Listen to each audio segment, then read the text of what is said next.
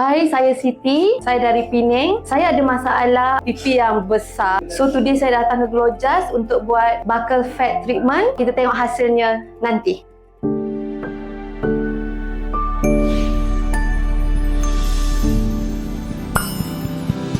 Hai, Dr. Muhammad Ali daripada Glowjust Specialist Plastic Surgery Clinic. Hari ini kita akan buat satu prosedur yang agak ringkas, iaitu buccal fat pad removal. Ini prosedur ini melibatkan pembuangan lemak di bahagian pipi, bukan under local anesthesia saja, dan selalunya prosedur ini agak pantas, lebih kurang dalam setengah jam. Kita akan buang fat yang dekat sini lah, buccal ni. So jadi patient punya pipi ni akan nampak lebih youthful lagi, nampak.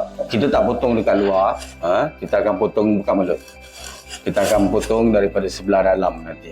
Jadi parut apa semua tak nampak. Cuma efek dia, kawasan ni yang saya bulatkan ni, dia akan jadi lebih kecut lagi. Tapi mula-mula tu akan bengkak sedikit untuk mungkin 2-3 hari. Kemudian baru dapat hasilnya lah. Selalunya seminggu macam tu baru nampak hasilnya.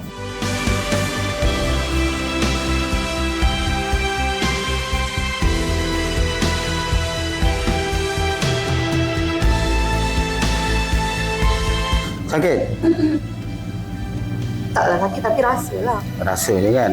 Cuba tolak dengan lidah kiri kanan tu. Rasa kebas tak? Macam belah kiri macam korang ke?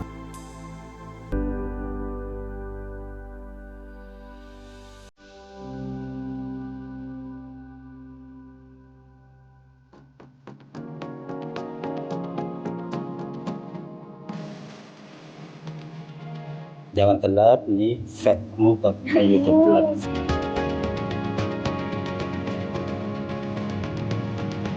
Tapi start. Sekejap. Tak apa, telan lemak sini.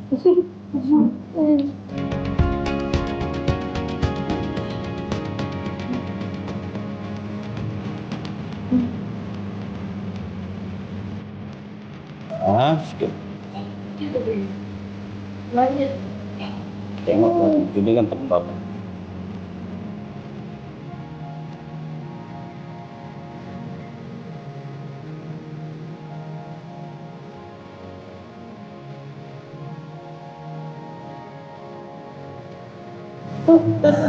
Sakit sikit kan? Okey.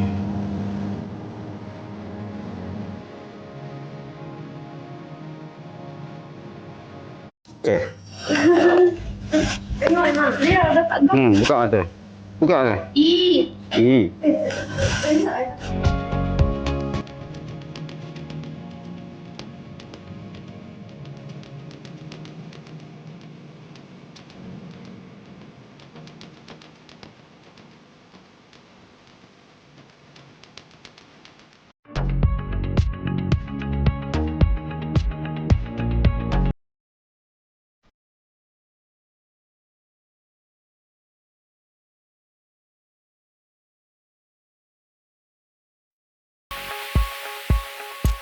Kita dah selesai prosedur. Nurse saya tengah cuci muka pesakit. So macam mana? Sakit ke? Tak. Tak kan?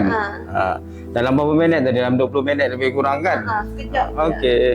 Okey, kita dah selesai prosedur. Mengambil masa dalam masa 20 minit. Tak rasa sakit sangat. So, thank you Glowjust. Ada sedikit downtime, iaitu pipi pesakit mungkin akan bengkak sekejap, mungkin dalam 2-3 hari. Kemudiannya hasil penuh tu akan terlihat lebih kurang minggu ke 2 minggu selepas daripada prosedur tersebut.